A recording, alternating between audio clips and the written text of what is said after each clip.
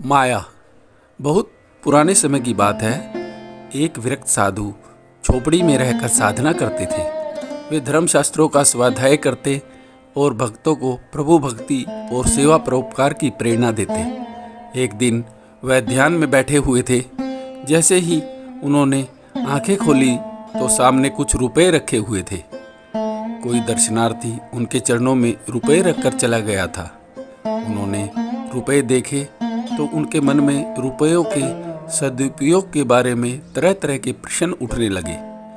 एक मन हुआ कि इन रुपयों को किसी ज़रूरतमंद को दे दें। फिर मन में आया इन रुपयों से भंडारा कर दें।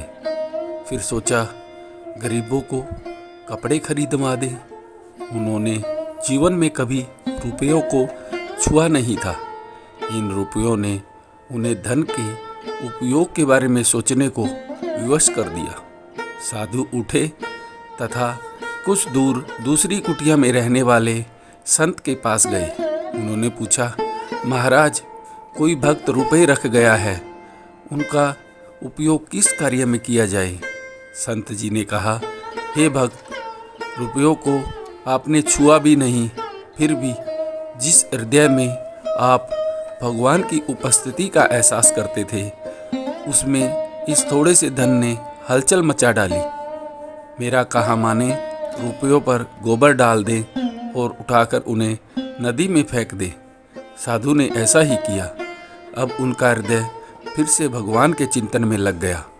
इस कहानी से हमें शिक्षा मिलती है कि माया के प्रभाव से जब भक्तजन का भी ध्यान विचलित हो जाता है तो आमजन की तो बिसात ही क्या है।